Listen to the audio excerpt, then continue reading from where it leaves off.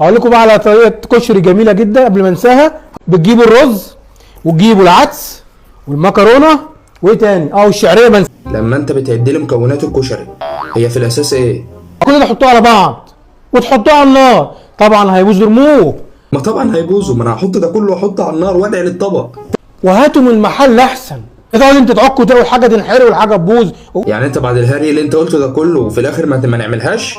احنا بنتفرج عليك ليه؟ عشان احنا متخلفين. اقسم بالله احنا بنتفرج عليك عشان احنا متخلفين. اللي يعمل الوصفه دي واللي كويسه يكتب لي في الكومنتات. يجيب الكشري بمعنى صح ويحطه على النار يبوظ يرميه، يقوم جاي يتصل بالدليفري يقول له انا عايز 3 كشري. يعني انت قلت انا هقول لكم على وصفه طبيعي ان الناس تحس بيها، يعني انت لو هتقول على وصفه انا هدوقها بتاع فحسيت بيها فاقول لك في الكومنتات فعلا انت عندك حق. انا احس بالوصفه دي ازاي؟ احس بالدليفري؟ احس ببتاع الدليفري وهو جاي؟